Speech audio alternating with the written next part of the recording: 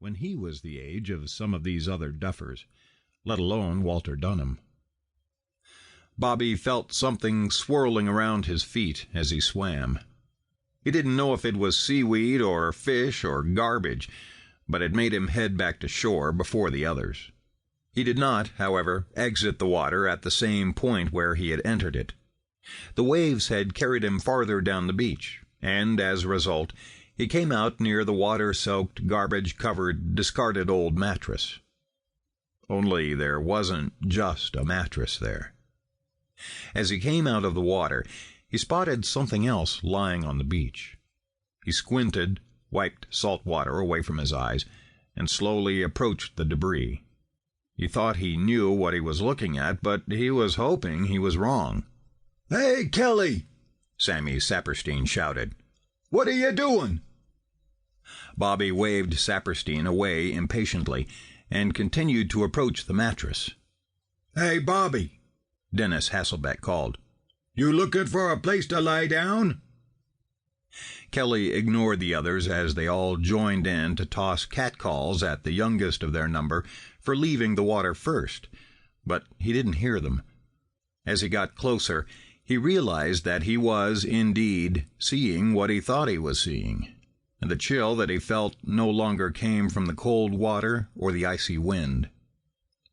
When he reached his goal, he stopped and stared at the arm that was draped over the mattress. He was surprised that it looked so gray. In fact, he couldn't tell if it was a man or a woman, black, white, or Mexican, but it was definitely a person. "Bobby, what do you got?" Hasselbeck asked, coming up behind him. He came up next to Bobby and stopped short. "Jesus! Who is it?" "I don't know," Bobby said. They stared at it for a few moments, long enough for Saperstein and some of the others to join them. Before long, they had formed a circle around the body.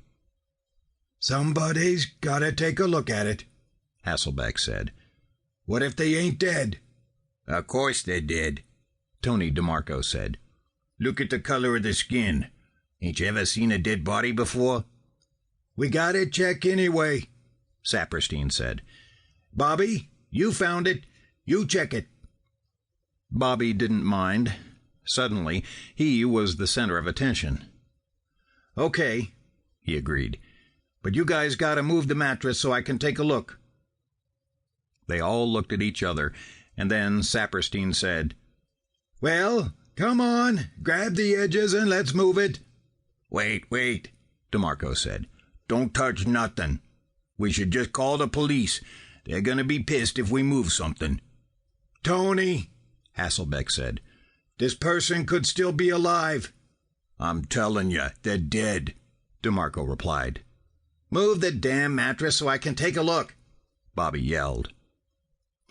4 of the men, Saperstein, Hasselbeck, Eddie Delaney, and old Walter Dunham, each grabbed a corner of the mattress and lifted.